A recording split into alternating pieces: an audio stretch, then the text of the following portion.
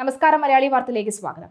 ഇന്നലെ സത്യപ്രതിജ്ഞ നടക്കുമ്പോൾ ചിലരൊക്കെ തന്നെ ഇംഗ്ലീഷിലാണ് സത്യവാചകം ചൊല്ലിയത്. തമിഴിലും ചൊല്ലുന്നവരെ കണ്ടു. അതുപോലെ തന്നെ ഈ കന്നഡയിലും ഈ സത്യവാചകം പറഞ്ഞവർ ഉണ്ടായിരുന്നു, മലയാളത്തിലും സത്യവാചകം പറഞ്ഞവരുണ്ടായിരുന്നു. അങ്ങനെയുള്ള ഒരു സമ്മിശ്ര ഭാഷയിലായിരുന്നു സത്യപ്രതിജ്ഞ നടന്നത്, അല്ലെങ്കിൽ ശപഥം നടന്നത് എന്ന് വേണമെങ്കിൽ പറയാം.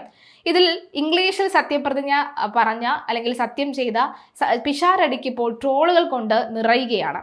പിഷാരടി ഇൻസേർട്ട് ചെയ്ത ഷർട്ടും ഒരു ബ്ലാക്ക് പാൻറ്റും ഇട്ട് ഒരു എക്സിക്യൂട്ടീവ് ലുക്കിൽ അല്ലെങ്കിൽ സ്കൂൾ യൂണിഫോം ലുക്കിലാണ് വന്ന് സത്യപ്രതിജ്ഞ ചെയ്തത്. അതുകൊണ്ട് തന്നെ പറഞ്ഞു, ആരോ ഇമ്പോസിഷൻ എഴുതിയത് വായിക്കുന്നത് പോലെ ഉണ്ടായിരുന്നു, ആരോ ക്ലാസ്സിൽ അത്രയ്ക്ക് ബഹളം വെച്ച ഒരു കുട്ടിയെ എഴുന്നേപ്പിച്ച് നിർത്തി ഇംഗ്ലീഷ് ടീച്ചർ പാഠപുസ്തകം വായിക്കുന്നത് പോലെയായിരുന്നു പിഷാരടിയുടെ വായന. ഇതിനൊക്കെ എന്തിനാണ് പോയത്?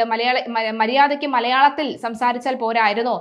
അത്ര മലയാളം പോലും നേരെ ചൊവ്വേ അറിയാത്ത രാജീവ് ചന്ദ്രശേഖർ പോലും മലയാളത്തിലാണ് ഈ സത്യപ്രതിജ്ഞ എടുത്തത്. അതുകൊണ്ട് പിഷാരടിക്ക് മലയാളത്തിൽ എടുത്തിട്ടായിരുന്നോ എന്നൊക്കെ പറഞ്ഞുകൊണ്ട് നിരവധി കമന്റുകളും അതുപോലെ തന്നെ ട്രോളുകളും ഒക്കെയാണ് ഇപ്പോൾ സമൂഹ മാധ്യമങ്ങളിൽ പിഷാരടിക്കെതിരെ ഉണ്ടാകുന്നത്. പിഷാരടിയുടെ ഒരു കാര്യം നോക്കിക്കഴിഞ്ഞാൽ, പിഷാരടി ഈ പാലക്കാട് മത്സരിക്കാൻ തുടങ്ങിയ നാൾ മുതൽ തന്നെ പിന്നെ ഇങ്ങോട്ട് ഒരു രൂക്ഷമായ ഒരു സൈബർ അറ്റാക്ക് നേരിട്ട ഒരു വ്യക്തിയാണ് എന്ന് വേണമെങ്കിൽ പറയാം. മാത്രമല്ല, BJPയുടെ ഒരു കേന്ദ്രത്തിലേക്ക് പിഷാരടിയെ പ്രചരണത്തിൽ വിടാത്തൊരു സാഹചര്യം പോലും ഉണ്ടായിരുന്നു, തടയുന്ന ഒരു സാഹചര്യം പോലും ഉണ്ടായിരുന്നു എന്നുള്ളതാണ് എടുത്തു പറയേണ്ടത്. പക്ഷേ കൃത്യമായ ഒരു പ്രവർത്തനത്തോടുകൂടി കൃത്യമായ പലയിടങ്ങളിലും വളരെ സംയമനത്തോടുകൂടി പ്രതികരിക്കുകയും ഒക്കെ ചെയ്ത പിഷാരടിയുടെ ആ ഒരു നിലപാട് ജനങ്ങൾക്ക് ഇഷ്ടപ്പെട്ടു എന്നുള്ളതാണ്. പിഷാരടി പറഞ്ഞൊരു വളരെ പ്രധാനപ്പെട്ട ഒരു വാക്കുണ്ട്: ഞാൻ എന്തെങ്കിലും ചെയ്തിട്ട് അത് കണ്ടിട്ടല്ല ജനങ്ങൾ എന്നെ വോട്ട് ചെയ്തത്, ഞാൻ എന്തെങ്കിലും ചെയ്യുമെന്ന പ്രതീക്ഷയിലാണ് അവർ എന്നെ വോട്ട് ചെയ്ത് ജയിപ്പിച്ച നിയമസഭയിലേക്ക് വിട്ടിരിക്കുന്നത്.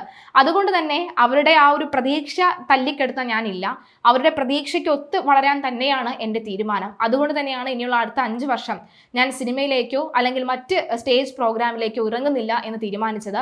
പൂർണ്ണസമയ രാഷ്ട്രീയ പ്രവർത്തനത്തിനായി ഞാൻ പാലക്കാട് തന്നെ ഉണ്ടാകും. അതുകൊണ്ട് രമേശ് പിഷാരടി പാലക്കാട് തന്നെ ഒരു വീട് വാടകയ്ക്ക് എടുത്തിട്ടുണ്ട്, അവിടെ ഓഫീസും തുറന്നിട്ടുണ്ട്. അപ്പോൾ ഈ ജനങ്ങൾക്ക് വേണ്ടി എപ്പോഴും താൻ അവിടെ ഉണ്ടാകും, പാലക്കാട് ഉണ്ടാകും, തനിക്ക് ചെയ്യാൻ കഴിയുന്ന എല്ലാ കാര്യവും ചെയ്യാൻ താൻ അവിടെ ഉണ്ടാകും എന്നുള്ള ഒരു കൃത്യമായ കാര്യം പറയുകയാണ് പിഷാരടി. അതുകൊണ്ട് തന്നെ പിഷാരടിയും എല്ലാവരും ഇരു കൈ നീട്ടിയാണ് പിഷാരടിയെ സ്വീകരിച്ചത്. എന്തായാലും പിഷാരടിയുടെ ആ സത്യപ്രതിജ്ഞ നമുക്കൊന്ന് കേൾക്കാം.